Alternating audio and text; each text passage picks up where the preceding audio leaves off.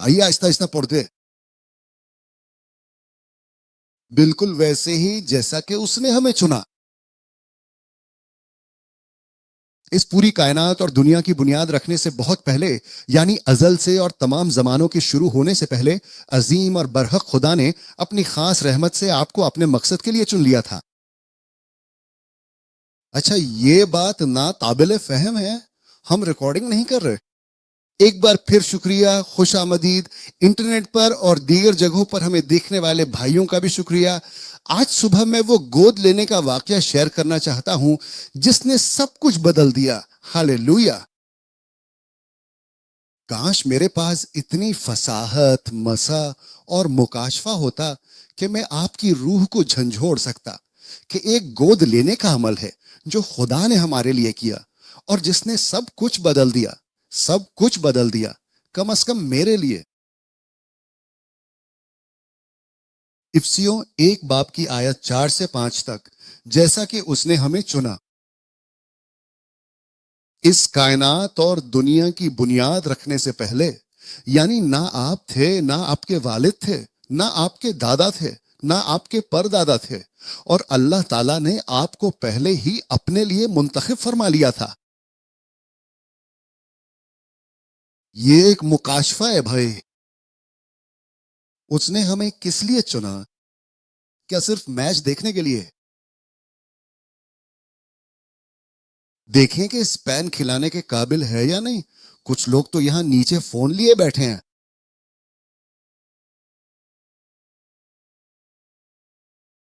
تاکہ اس طرح سے ہم مقدس اور مکمل طور پر بے عیب ہوں۔ خدا نے ہمیں کس لیے چنا؟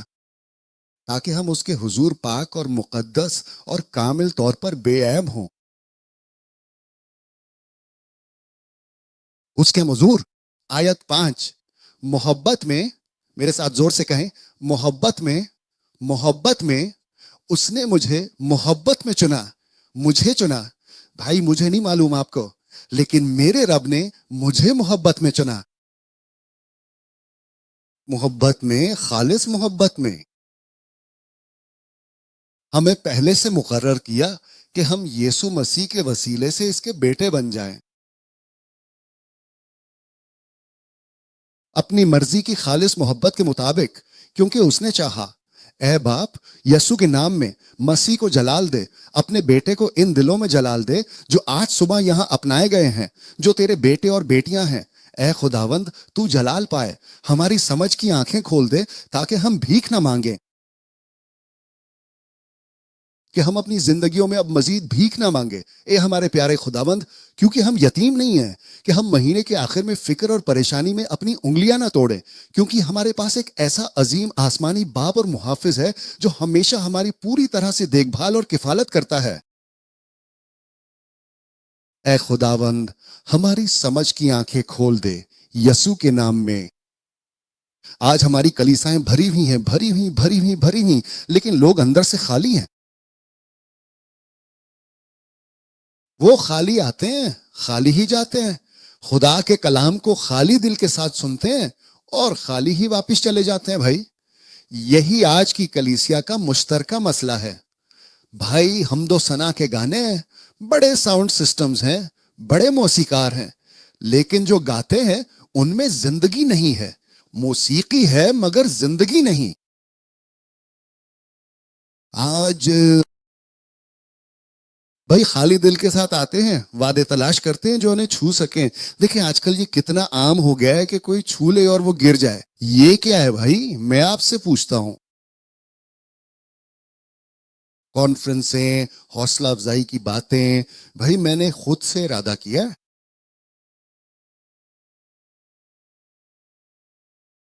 لوگ کلیسیا میں اچھا محسوس کرنے آتے ہیں، لیکن وہ سچائی نہیں چاہتے، اور سچائی تو بھائی بے چینی پیدا کرتی ہے۔ ارے پادری صاحب، دیکھیں دنیا کیسی ہو گئی ہے، اور آپ ہمیں اچھی باتیں کیوں نہیں سناتے؟ میں آپ کو اچھی باتیں نہیں سناؤں گا، میں آپ کے ساتھ انجیل کی سچائی بانٹوں گا۔ اور انجیل کی سچائی کیا ہے؟ ہم دیوالیہ پن میں ہیں اور یسوع ہی ہماری ہر ضرورت کا جواب ہے، لیکن لوگ چاہتے ہیں کہ وہ حوصلہ افزائی کے ساتھ باہر نکلیں، بس 3 آنسو بہا کر۔ بھائی میں آپ کو ایک بات بتاؤں گا، خدا سب کچھ کنٹرول کرتا ہے. خدا انسانوں کی ہر چیز کو کھانے کے ذریعے کنٹرول کرتا ہے.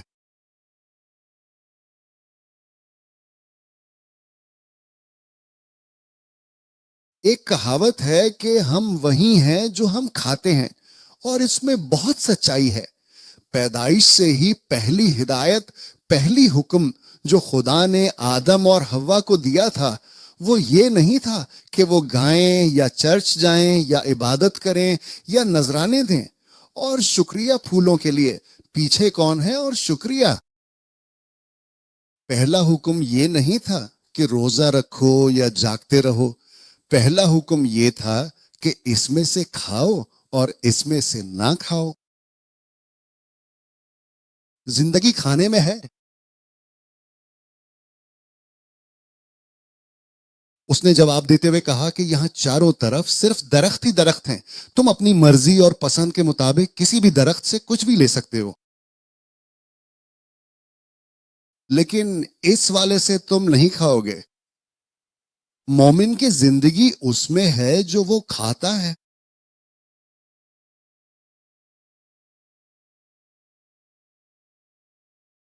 ہر درخت سے تم کھا سکتے ہو، اور وہ زندگی کے درخت سے کھاتا ہے. جب انسان نے زندگی کے درخت سے کھایا تو خدا نے اسے کمال کی حالت میں رکھا. ہم اس لفظ کو نہیں جانتے، لیکن کیا ہم نے کبھی خدا کی کامل حالت کو تھوڑا بہت محسوس نہیں کیا بھائی؟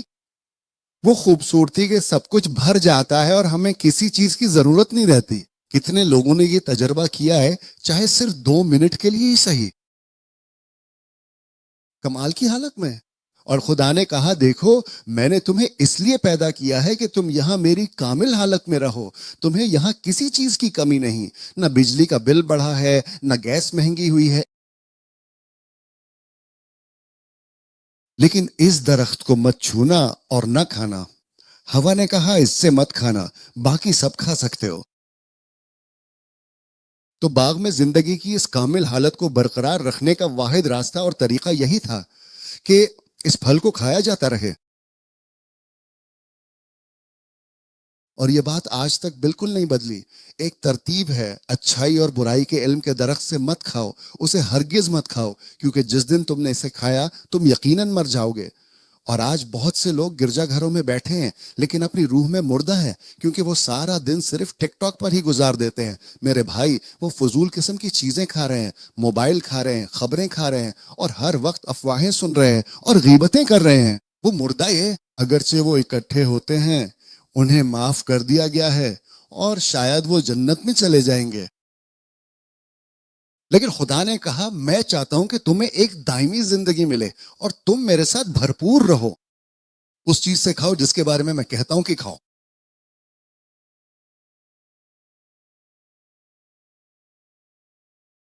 جو کچھ تم کھاتے ہو وہی تم پہ حکومت کرتا ہے.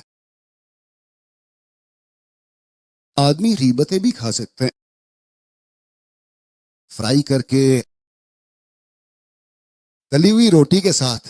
لیکن اگر آپ اپنی ساری زندگی بس یہی باتیں سنتے ہی رہیں، سنتے ہی رہیں اور سنتے ہی رہیں، تو آپ کی زندگی مر جائے گی. اس لیے اپنے لوگوں کے درمیان کبھی بھی غیبت نہ کرو. یہی وہ کہتا ہے. جی بالکل نہیں، آدمی اسے کھا بھی سکتا ہے. مومن کو 4 چیزیں کھانی چاہیے.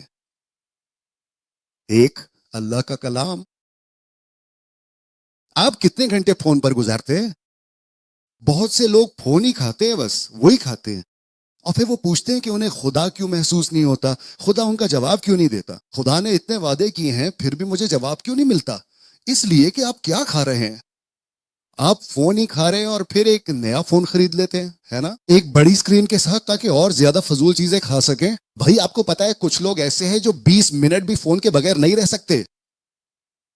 وہ لوگ باتھ روم بھی فون کے ساتھ جاتے ہیں، نہاتے بھی فون کے ساتھ ہیں، سوتے بھی فون کے ساتھ ہیں، اٹھتے بھی فون کے ساتھ ہیں، اور سب سے پہلے جو چیز دیکھتے ہیں وہ فون ہے. اور پھر آپ پوچھتے ہیں کہ آپ اتنے خشک، اتنے مردہ کیوں ہیں؟ کچھ لوگ ہمیشہ اداس رہتے ہیں، اس وجہ سے جو وہ کھاتے ہیں، خبریں، پریشانی، کبھی روس کی بات، کبھی کسی اور چیز کی فکر، کبھی صدر کی باتیں. خدا کے کلام کو روزانہ کھانا چاہیے، روح میں عبادت کرنی چاہیے. یہ ایک غذا ہے. جب وہ سامری عورت سے بات کر رہا تھا تو وہ عبادت کے بارے میں بات کر رہے تھے. اگر آپ غور کریں تو سامری عورت بڑی چالاک تھی، لیکن اس کے 6 شوہر تھے، اور جو اس کے پاس آج تھا وہ اس کا نہیں تھا، یعنی وہ کسی اور کا تھا. لیکن وہ کہتی ہے مجھے وہ پانی دے دیں کیونکہ پانی پینا ضروری ہے، اور وہ پانی اس کی حضوری سے آتا ہے تاکہ میں یہاں نہ آؤں. میں اب وہ نہیں کرنا چاہتی جو میں کر رہی ہوں. میں نے 6 مردوں سے محبت کی پر کوئی مطمئن نہ کر پایا. خداوند نے کہا اگر یہ پانی پیو گی تو پیاسی رہو گی، لیکن جو پانی میں دوں گا اسے پی کر تم کبھی پیاسی نہ ہوگی، کبھی نہیں، کیونکہ زندگی خداوند میں ہے جو ہم پیتے اور کھاتے ہیں. ایسا کر کے میں یہاں نہ ہوں، پانی پی لے تو میں نے دے دیا.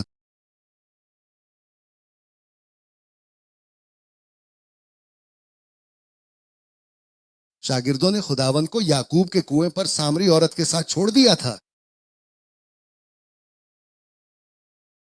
دوپہر کا وقت تھا اور خداوند نے ان سے کہا کہ برگر کنگ جاؤ، کچھ برگر لے آؤ.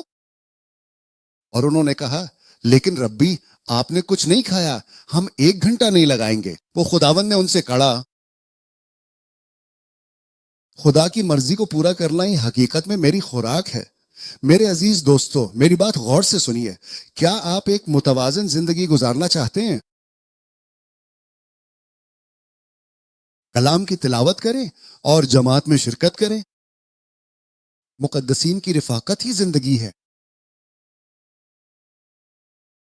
اگر آپ نے جماعت میں آنا چھوڑ دیا تو آپ ایسے لوگوں کے ساتھ مل جائیں گے جن کے ساتھ نہیں ملنا چاہیے. آپ وہ باتیں کریں گے جو آپ کے لیے مناسب نہیں ہیں. خداوند کی عبادت کرنا اور اس کی مرضی کو پورا کرنا، یہی اصل خوراک ہے، کیونکہ انسان صرف روٹی سے زندہ نہیں رہے گا. میرے گھر میں چاول اور چکالنز بنائے گئے تھے. جناب آپ کو یہ کیسا محسوس ہوا؟ محترم، مجھے تھوڑا سا کھانا چاہیے کیونکہ اس میں نمک زیادہ ہے، اس سے میری بلڈ پریشر بڑھ جاتی ہے. لیکن انسان صرف روٹی سے نہیں جیتا، بلکہ اس کلام سے جو اس کے منہ سے نکلتی ہے. یہی اصل زندگی ہے. لیکن آئیے آدم کے ساتھ آگے بڑھتے ہیں. آپ جانتے ہیں کیا بات ہے؟ بیابا میں من آسمان سے گرا تھا اور مننے میں تمام غذائی اجزاء موجود تھے، کیونکہ خداوند نے فرمایا بیابان میں جو من آسمان سے گرا تھا وہ میں ہوں. اس نے کہا، آپ کو یاد ہے، میں وہ منو جو گرتا، یعنی مسیح مسیح کو اپنانا ہی ہمیں زندہ رکھتا ہے، ورنہ آپ یہاں مردہ ہوتے. مردہ. لیکن کمال ہوتا اگر ہم واقعی مردہ ہوتے. مسئلہ یہ ہے کہ ہم میں سے اکثریت یتیمی کی روح کے ساتھ جیتے ہیں. ہم خود کو یتیم محسوس کرتے ہیں. ہم میں سے بہت سے لوگ ایک سمجھدار ماں کی گود یا باپ کے گلے کا انتظار ہی کرتے رہ گئے. کچھ لوگوں کے لیے تو پیدا بھی نہیں ہوا، اور کچھ کو تو بچپن میں ایک گلے بھی نہیں ملا.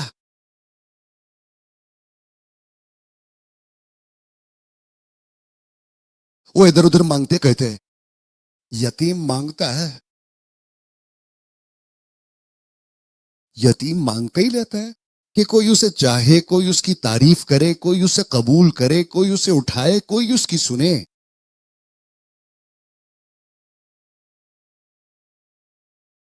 منا صرف ایک ٹکڑا روٹی نہیں تھا،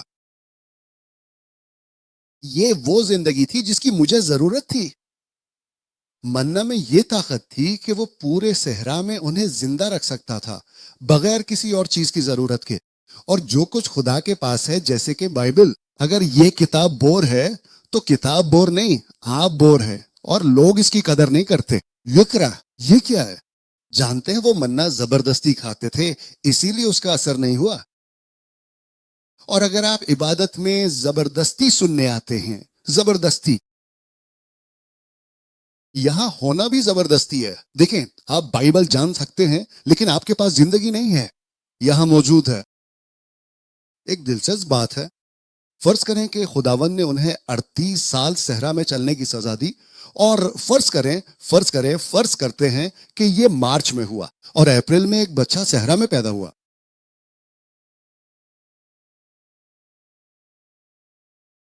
اور اس کے لیے کپڑے بنائے گئے. لیکن خدا کے کلام میں لکھا ہے کہ وہ کپڑے پرانے نہیں ہوئے. اور ایک بات یہ کہ بچے کے کپڑے بچے کے ساتھ ساتھ بڑھتے رہیں، جبکہ وہاں کوئی دکان نہیں تھی جہاں جا سکیں. کیونکہ خدا قادر ہے کہ ہمارے ساتھ وہ سب کچھ کرے جو اس نے وعدہ کیا ہے. بس شرط یہ ہے کہ تم اس کی اطاعت کرو. اور جوتے بھی، یشوا کے جوتے بھی بنائے گئے.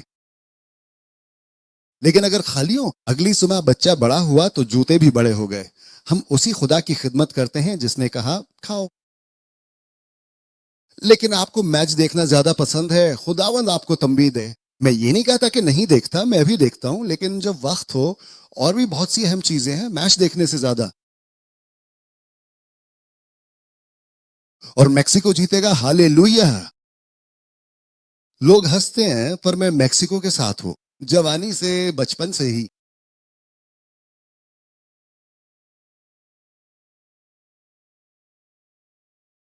جب خدا نے آدم اور حوا کو باغ میں رکھا تو اس نے انہیں خوشی کی مکمل نعمت عطا کی. تمہیں کچھ بھی نہیں ہوگا، تمہیں کسی چیز کی کمی نہیں ہوگی. کتنے لوگ ہیں جو یہ وعدہ سننا چاہتے ہیں؟ خداوند نے یہ وعدہ نئے عہد نامے میں دے دیا ہے، وہ دے چکا ہے. میں تمہیں نہ چھوڑوں گا اور نہ ہی تمہیں تنہا چھوڑوں گا. لیکن آپ نے اسے چھوڑ دیا ہے. اس ہفتے آپ نے کتنی بار بائبل پڑھی؟ ایک بار بھی نہیں. اچھا، آج تو لوگ بائبل بھی ساتھ نہیں لاتے. تو پھر آپ نے بائبل فریج کے فریزر میں رکھی ہوئی ہے. اور پھر شیطان ظاہر ہوتا ہے. شیطان سانپ نہیں تھا، اسے سانپ بنا دیا گیا. وہ ایک ایسا مخلوق تھا جس کے پر تھے، شاید وہ چلتا بھی تھا، میں نہیں جانتا. وہ روشنی کا ایک خوبصورت مخلوق کا. جب اس نے حوا کو دھوکہ دیا تو خداوند نے اسے زمین پر رینگنے کی سزا دی. لیکن وہ سانپ نہیں تھا، اسے سانپ میں تبدیل کر دیا گیا تھا. اور بھائی ذرا تصور کریں، کاجو، نانسے، سیب، ناشپاتی، کیا نام ہے، گنی، یہ سب تمہارے آدم. لیکن خبردار، اس درخت کو نہیں، اس کو مت چھونا، اس کو ہرگز مت چھونا، اور اس میں سے ہرگز مت کھانا. یہ تو آسان ہے. اور شیطان آتا ہے اور اس درخت سے ایک پھل توڑ لیتا ہے. باغ کی بھرپوری تھی بھائی، ہر اس چیز سے بھرا ہوا تھا جس کی انسان کو زندہ رہنے اور خدا کے ساتھ مکمل رفاقت میں جینے کے لیے ضرورت تھی. اور پھر اسی وقت شیطان آپ کے پاس آتا ہے اور وسوسے ڈالتے ہوئے یہ کہتا ہے کہ دنیا میں کچھ ایسی چیزیں بھی موجود ہیں جن کا ہونا بالکل بھی ممکن نہیں ہے. کیا آپ کو یہ سب واقعی پسند ہے؟ کیا آپ کو یہ پسند آ رہا ہے؟ ذرا اس عورت کی طرف غور سے دیکھیے. ابھی میں آپ کو بتاؤں گا کہ آج اس کو کیوں، آج نہیں، کیونکہ آج والد کا دن ہے. اور عورت نے دیکھا کہ وہ درخت کھانے کے لیے اچھا ہے اور آنکھوں کو بھلا معلوم ہوتا ہے. وہ حکمت کے لیے لالچ دینے والا تھا تو اس نے پھل توڑ لیا. عجیب بات ہے، دیکھیں شیطان نے اسے نہیں دیا. شیطان نے کہا دیکھو دیکھو دیکھو دیکھو دیکھو دیکھو دیکھو دیکھو دیکھو دیکھو. وہ سیب شیطان کے ہاتھوں نہیں ٹوٹا تھا، بلکہ اسے ایک عورت نے توڑا تھا. یہاں. اور اس نے پھل لیا اور کھایا اور اپنے شوہر کو بھی دیا. اس نے بھی ویسے ہی کھایا جیسے اس نے کھایا تھا. اور بالکل اسی افسوسناک لمحے میں معصوم آدم مکمل طور پر یتیم ہو گیا.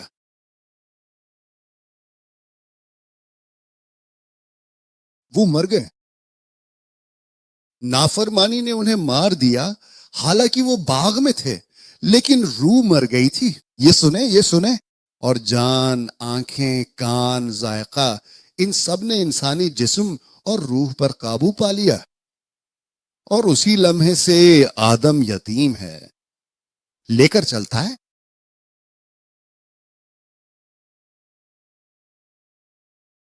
ہمیں اس لیے پیدا کیا گیا تھا کہ روح جان پر حکمرانی کرے.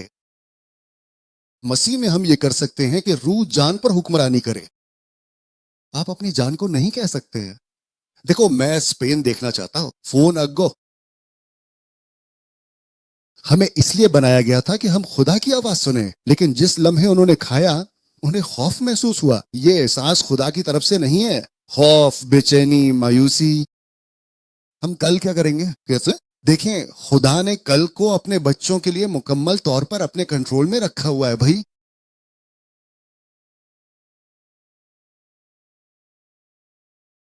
جب ہم نے وہ کھایا جو ہمیں نہیں کھانا چاہیے تھا، ہم خدا سے کٹ گئے اور ہماری جان نے آج تک ہمیں نقصان پہنچایا ہے.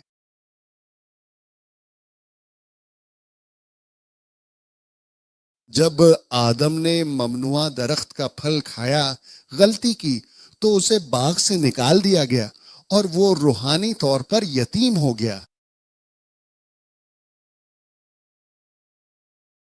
جسم کی صحت، سنیں، جسم کی صحت روح میں ہے.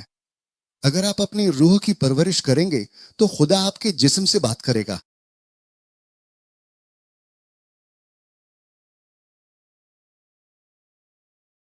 جسم کی صحت روح سے شروع ہوتی ہے. لیکن اگر آپ سب سے زیادہ بیمار، کمزور چیز سے خوراک لیتے ہیں، بھائی عبرانی میں اسے کمزور کہتے ہیں. آپ ذرا غور سے دیکھیں، ایک گولی، دو گولیاں ہوں یا پھر تین گولیاں، کوئی بھی ایسا شخص جو ذہنی طور پر تھوڑا سا کمزور اور نحیف ہے، کیا اس سے اس کا دماغ متوازن ہو سکتا ہے یا نہیں؟ اعصاب کی بات ہے. اعصاب کے لیے جو دوا ہے اسے کیا کہتے ہیں؟ بی ایس ٹروٹل.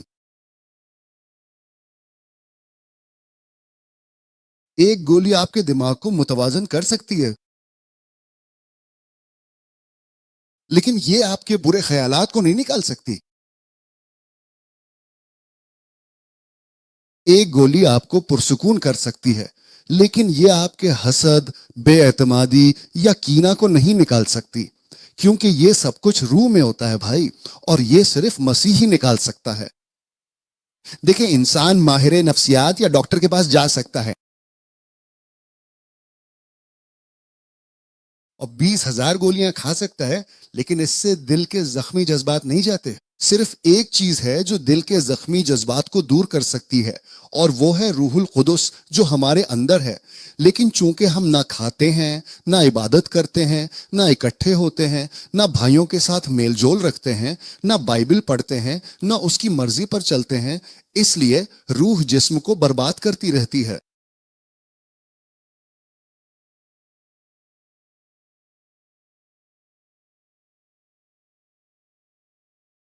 آدم یتیم بن گیا تھا، اور یتیم اپنی پوری کی پوری زندگی، ساری زندگی محبت اور تحفظ کی بھیک مانگتے ہوئے گزار دیتا ہے. کیا آپ جانتے ہیں، ایک یتیم ہمیشہ شکایت کرتا رہتا ہے کہ کوئی اسے نہیں چاہتا کیونکہ وہ یتیم ہے. وہ چاہتا ہے کہ کوئی اسے قبول کرے. وہ ساتھی تلاش کرتا ہے، مرد تلاش کرتا ہے، عورتیں تلاش کرتا ہے، لذتیں تلاش کرتا ہے. یتیم ہونے کی وجہ سے انسان کے اندر خلا پیدا ہو گیا، اور وہ اس خلا کو چیزوں، لوگوں اور بری عادتوں سے بھرنے کی بے چینی میں لگا رہتا ہے.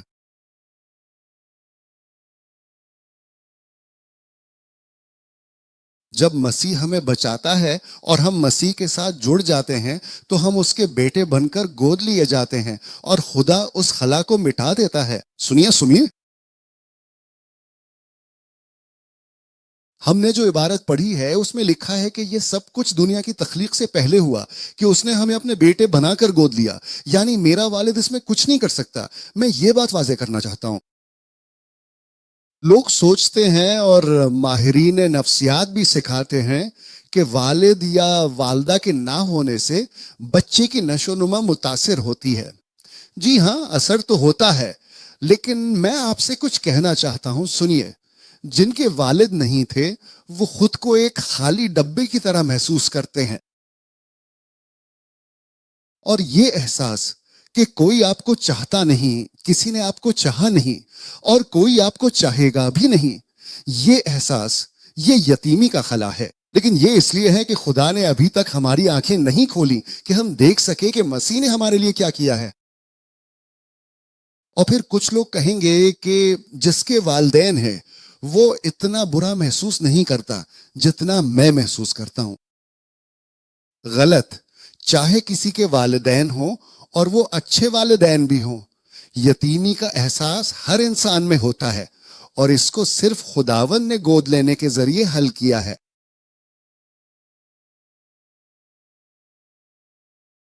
یا آپ میچ دیکھنا چاہتے ہیں؟ جب ہم پنیاٹا کا انتظار کرتے رہ گئے، کتنے لوگ، میں،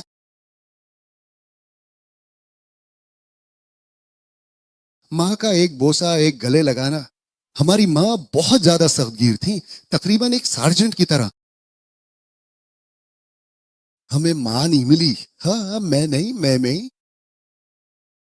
جیسا کہ میں نے آپ کو بتایا ہے، میری ماں نے مجھے ایلوپانگو جھیل میں تیرنا سکھایا تھا.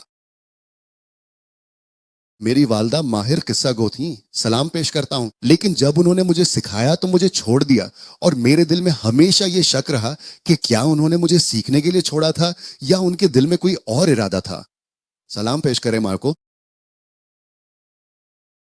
ہم اس خلا کو موسیقی سے، شراب سے، دوستوں سے، فٹ بال سے بھرنے کی کوشش کرتے ہیں، اور فٹ بال کے بعد بھی پیتے ہیں. اگر جیت جائیں تو بھی پیتے ہیں، ہار جائیں تو بھی پیتے ہیں، کیونکہ دل خالی ہے بھائی. چاہے آپ چرچ بھی جائیں، مجھے بتائیں کہ آپ مجھ سے محبت کرتے ہیں. جس دن ہم نے شادی کی، میں نے کہا، میں کہتا ہوں، جانتے ہیں سب سے زیادہ افسوسناک بات کیا ہے؟ کہ مرد شادی کے بعد ایک ماں تلاش کرتے ہیں. یہ سچ ہے. اور بیچاری خاتون کے 3 بچے ہوتے ہیں اور شوہر چوتھا. میں سچ بول رہا ہوں بھائی. اور عورتیں بھی ابا تلاش کرتی ہیں جیسا کہ ان کے پاس نہیں تھا. اور یہ وہ بات نہیں ہے بھائی جیسے سامری عورت، 6 شوہر، اور اس نے کہا، اے خداوند، میں اب اس طرح نہیں جینا چاہتی، مجھے وہ پانی دے تاکہ میں یہاں دوبارہ نہ آؤں. میں یہ ضرورت محسوس نہیں کرنا چاہتی، مجھے پانی دے. وہی زندگی کا پانی ہے، اور میں وہ پانی ہوں جس کی تمہیں ضرورت ہے. تم وہی ہو جو تم کھاتے ہو. کام کام کام کام کام. فکر مندیاں. کچھ لوگ ہیں جنہیں فکر کھانا بہت پسند ہے، اور اگر ان کے پاس فکر کرنے کے لیے کچھ نہ ہو تو وہ خود ہی کوئی فکر ایجاد کر لیتے ہیں، کیونکہ وہی ان کی خوراک ہے. B T S.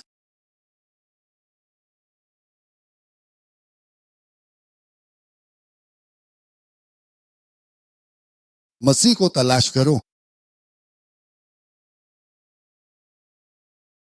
بائبل، دعا، رفاقت. افسیوں کی 1 اور 5 آیتیں. میں 2 باتیں سمجھاؤں گا. ارے میرے پیارے بھائی، محبت میں اس نے ہمیں ہی چن لیا. میرے ساتھ کہیے، محبت میں. دوبارہ. صرف اسی ایک نے ہی مجھے چنا ہے. جب اس نے مجھے آسمانوں کی ان عظیم بلندیوں سے دیکھا، اس کے باوجود کہ میں حقیقت میں کیا تھا، اسے میرے بارے میں سب کچھ معلوم تھا.